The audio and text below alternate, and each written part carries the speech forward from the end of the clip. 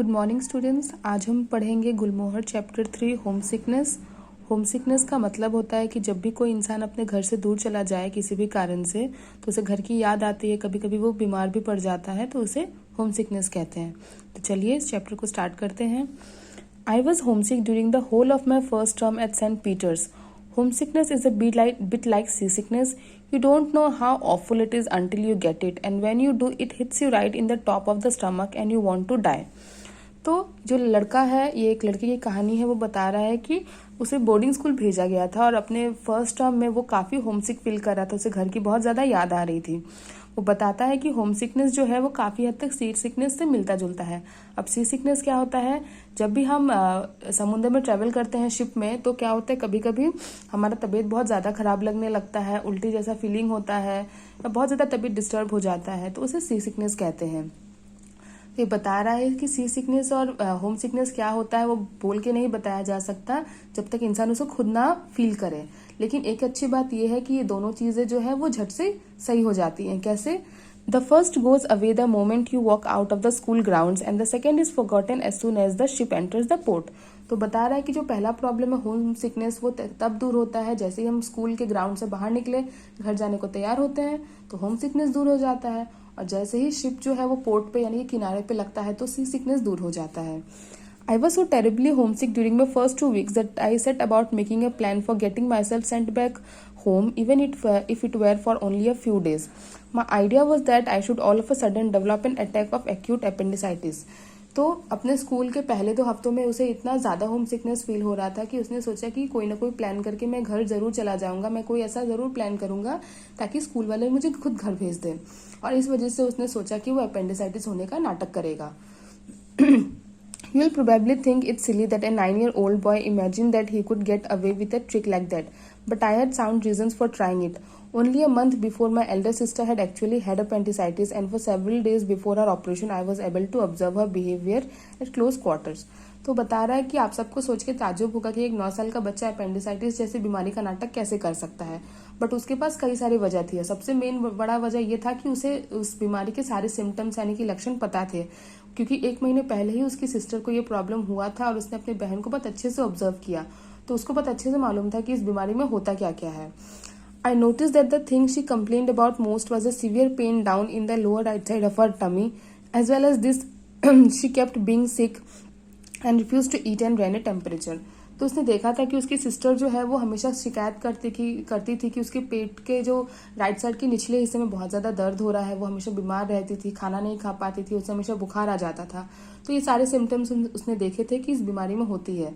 तो appendicitis actually होता क्या है, हमारे बॉडी में एक छोटा सा ऑर्गन होता है अपेंडिक्स नाम का, वो हमारे इंटेस्टाइन से जुड़ा हुआ होता है। जब उसमें इन्फेक्शन हो जाता है, वो थोड़ा बड़ा हो जाता है साइज में, तो अपेंडिसाइटिस इस बीमारी को कहते हैं और इसे ऑपरेशन करके ठीक किया जाता है।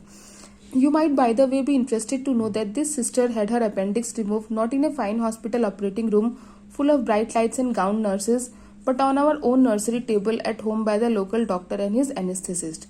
तो ये बता रहा है कि आप सबको सोच के ताज्जुब होगा कि लेकिन उसकी सिस्टर का जो ऑपरेशन है वो घर पे किया गया था, या किसी बड़े हॉस्पिटल में नहीं।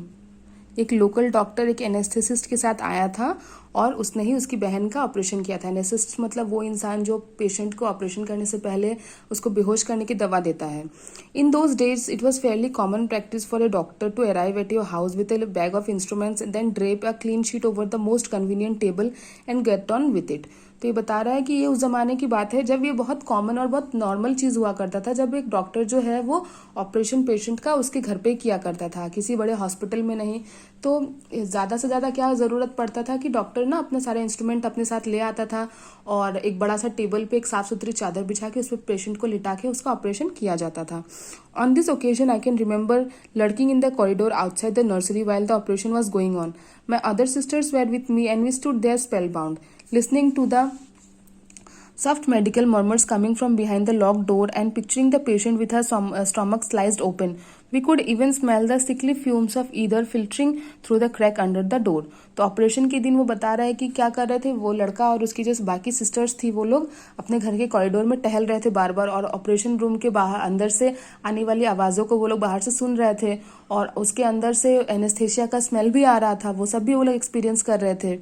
The next day, we were allowed to inspect the appendix itself in a glass bottle. It was a longish, black, wormy-looking thing, and I said, "Do I have one of these inside me, nanny?" तो अगले दिन क्या हुआ, doctor ने उनको appendix जो है उसकी सिस्टर का जो ऑपरेशन करके निकाला था उसको ग्लास के बॉटल में भर के फैमिली वालों को दिखाया। तो देखने में वो कैसा था, एक लंबा सा कीड़े की तरह दिखने वाला ब्लैक कलर का एक ऑर्गन था।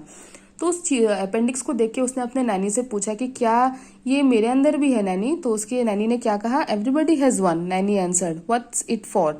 आई asked. God works in his mysterious ways, she said, which was her stock reply whenever she did not know the answer.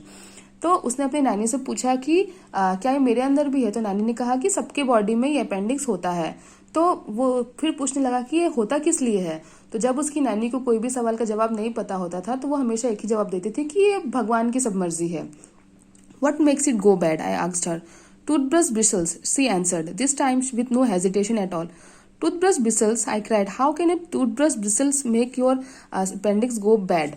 तो उसने पूछा अपनी नानी से फिर से कि ये अपेंडिक्स जो है अगर हमारे बॉडी में होता है तो ये खराब कैसे हो जाता है?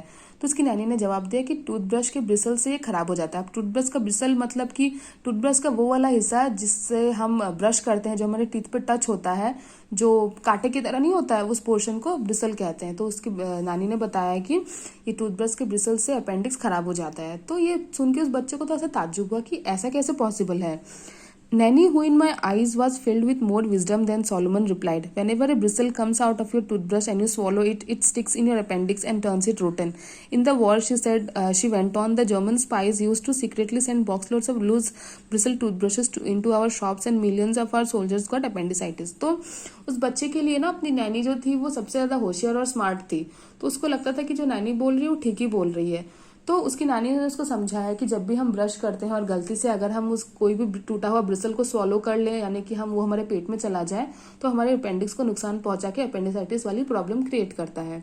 तो फिर वो उसके बता रही थी कि ऐसे ही ना बहुत सालों पहले जब हमारे देश पे हमला हुआ था तो जर्मन सोल्जर्स ने क्या किया था, हमारे देश में बहुत सारे लूज ब्रिसल वाले टूथब्रश भेज दिए थे ताकि हमारे यहाँ के सोल्जर्स जो है वो ब्रश करके बीमार पड़ जाए, और ऐसा हुआ भी था।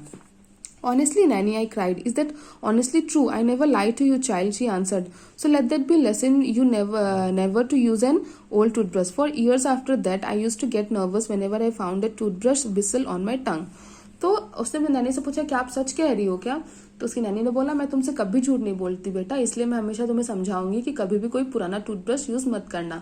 उस कहानी को सुनने के बाद बच्चा इतना डर गया था कि वो सालों तक अपना ब्रश जो है करते वक्त वो ध्यान देता था, और अगर गलती से कोई भी टूथब्रश का ब्रिसल टूट के उसके मुंह में आ जाता था तो उसे बहुत टेंशन होने लगती थी। As I went upstairs and knocked on the brown door after breakfast, I did not even feel frightened of the matron. Come in, boomed the voice. I entered the room clutching my stomach on the right hand side and staggering pathetically. तो breakfast करने के बाद जो लड़का है अपने matron के room में जाके उसके दरवाजे को नॉक किया। मेट्रन मतलब कि वो एक औरत है जो बोर्डिंग स्कूल में बच्चों का ख्याल रखती है, उनके खाने पीने का रहने का ध्यान रखती है। तो मेट्रन के दरवाजे पे जाके उसने नॉक किया। कम इन, बूम द वॉइस। तो मेट्रन ने अंदर से जवाब दिया कि तुम अंदर आओ। तो जब वो दरवाजा खोल के अंदर घुसा तो वो लड़खड़ाते हुए मेट्रन के रूम में घुस रहा था। What's the matter with you? The matron shouted. It hurts, matron, I moaned. Oh, it hurts so much, just here. तो मेट्रन ने पूछा कि तुम इस तरह से क्यों चल रहे हो? तो उसने कहा कि देखो ना, मुझे बहुत ज्यादा पेन हो रहा है, मुझे बहुत ज्यादा दर्द हो रहा है matron. You have been overeating, she snapped. What do you expect if you gobble cake all day? तो मेट्रन ने कहा तुम दिन भर तो इतना खाते हो, दिन भर केक खाओगे तो होगा क्या, पेट में दर्द ही तो होगा। I haven't eaten a thing for days, I lied. I could not eat, matron, I simply could not. तो उसने झूठ बोला। उसने कहा कि देखो ना, मैंने तो कई दिन से कुछ भी नहीं खाया, मैं खा ही नहीं पा रहा हूँ क्योंकि मेरे पेट में बहुत ज्यादा दर्द हो रहा है। Get on the bed, she ordered. I lay on the bed and she began prodding my tummy with her fingers. I was watching her carefully, and when she hit what I guessed was the appendix place, I let out a cry that rattled the window panes. Ow, ow, ow, I cried out.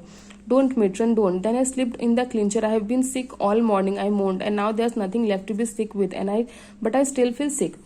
तो matron ने कहा कि ठीक है, तुम bed पे late जाओ। तो उसको बेड पे लिटा के मेट्रन ने क्या किया, उसके पेट को चेक करने लगी अपने फिंगर से, और जब उस लड़के को लगा कि मेट्रन ने अपेंडिक्स वाले हिस्से पे हाथ रखा है तो वो वहां पे चिल्लाने लगा, और उसने मेट्रन से कहा कि देखो मुझे बहुत ज्यादा दर्द हो रहा है इस जगह पे। This was the right move. I saw her hesitate. Stay where you are, she said and walked quickly from the room. She had had a nurse's training and she did not want a ruptured appendix on her hands. तो nurse नहीं, matron ने कहा कि तुम यहीं लेटे रहो, मैं भी थोड़ी देर में आ रही हूँ। तो लड़के को लगा कि उसने मेट्रन को कन्विंस कर लिया है क्योंकि मेट्रन जो है उनके पास नर्स की ट्रेनिंग थी, लेकिन फिर भी वो नहीं चाहती थी कि किसी भी अपेंडिक्स के केस को वो हैंडल करे स्कूल में। Within an hour, the doctor arrived and he went through the same prodding and poking, and I did my yelping at what I thought were the proper times. Then he put a thermometer in my mouth. तो कुछ ही देर में doctor आया और doctor ने भी आके उसका पेट वगैरह चेक किया, और जब भी ज़रूरत पड़ती थी वो लड़का चिल्लाने लगता था कि मुझे यहाँ दर्द हो रहा है, यहाँ दर्द हो रहा है। फिर डॉक्टर ने उसके मुंह में थर्मोमीटर रखा उसका टेम्परेचर चेक करने के लिए। He said it it's normal, let me feel your stomach once more. तो डॉक्टर ने देखा कि टेम्परेचर तो नॉर्मल है, यानी कि बच्चे को बुखार नहीं था। Ouch, I screamed when he touch the vital spot. तो जब भी डॉक्टर उसके टमी के राइट हैंड लोअर साइड में टच करता था वो चिल्लाने लगता था। The doctor went away with the matron. Like the matron, he must have felt it safer and sent me home rather than risk an appendicitis operation in the school. The matron returned half an hour later and said, the headmaster has telephoned your mother and she is coming to fetch you this afternoon. तो जो doctor है वो भी matron की तरह बाहर निकल गया। शायद वो भी मेट्रन की तरह नहीं चाहता था कि किसी भी बच्चे का ऑपरेशन वो स्कूल में करे। उन लोगों को लगता था कि एक बीमार बच्चे को उसके घर भेज देना ज़्यादा बेटर है। तो आधे घंटे बाद मेट्रन आई, उन्होंने बताया कि बच्चे को कि तुम्हारी मम्मी को फ़ोन कर दिया है हेडमास्टर ने, और वो इस दोपहर को तुम्हें लेने आ रही है, तुम तैयार रहो। I did not answer her. I just lay there trying to look very ill, but my heart was singing out with all sorts of wonderful songs of praise and joy. तो मेट्रन की बात सुन के उसने जवाब नहीं दिया, वो just वहाँ बीमार होने के नाटक करते हुए लेटा रहा, लेकिन अंदर ही अंदर उसे बहुत ज़्यादा खुशी हो रही थी कि कुछ देर में वो घर वापस चला जाएगा। I was taken home across the Bristol Channel and I felt so wonderful at being away from the school that I very nearly forgot I was meant to be ill. That afternoon, I had a session with Dr. Dunbar in Cardiff and I tried the same tricks all over again. But Dr. Dunbar was far wiser and more skillful than either the matron or the school doctor. तो उसी दिन दोपहर को उसकी mom आके उसके घर ले गई, और शाम को क्या हुआ, वो घर जाने की खुशी में वो भूल गया कि उसे बीमार होने का नाटक भी करना था। उसी शाम को उसकी मॉम उसे डॉक्टर के पास लेके गई, डॉक्टर डनवर के पास। और उस डॉक्टर के पास भी इस बच्चे ने क्या किया, हर तरह का नाटक करने का कोशिश किया ताकि वो अब साबित कर सके कि वो बीमार है। लेकिन ये जो डॉक्टर डनवर थे वो स्कूल के डॉक्टर और मेट्रन से बहुत ज्यादा स्मार्ट निकले। After he had prodded my stomach and I had done my yelping routine, he said to me, now you can get dressed again and sit yourself on that chair. He himself sat down behind his desk and fixed me with a penetrating but not unkindly eye. You're faking, aren't you? He said. तो उस doctor ने भी उसका checkup किया, उसका पेट check किया, और फिर उसको कहा कि तुम अपना शर्ट पहन के वहाँ चेयर पे बैठो, और डॉक्टर भी अपनी सीट पे बैठ गए। फिर डॉक्टर ने उसे देखते हुए कहा कि तुम नाटक कर रहे हो, सच बताओ, है ना? How do you know? I blurted out. Because your stomach is soft and perfectly normal, he answered. If you had an inflammation down there, the stomach would have been hard and rigid. It's quite easy to tell. तो बच्चे को बड़ा शौक लगा कि doctor को कैसे मालूम चला कि वो नाटक कर रहा है। तो डॉक्टर ने कहा कि ये बहुत आसान नहीं है बताना है, क्योंकि तुम्हारा जो पेट है वो एकदम सॉफ्ट और नॉर्मल कंडीशन में है। अगर तुम्हारे पेट में अपेंडिसाइटिस या कोई प्रॉब्लम या कोई इन्फेक्शन होता तो तुम्हारा पेट जो है वो थोड़ा सा हार्ड, थोड़ा सा रिजिड हो जाता। तो कोई भी आसानी से बता देगा कि तुम्हें पेट में कोई प्रॉब्लम नहीं है। I kept silent. I expect you are homesick, he said. I nodded miserably. तो डॉक्टर की बात सुन के बच्चा जो है वो चुपचाप हो गया। तो डॉक्टर ने कहा कि मुझे लग रहा है कि तुम होमसिक हो। तो ये सुन के बच्चे ने हाँ में सर हिलाया।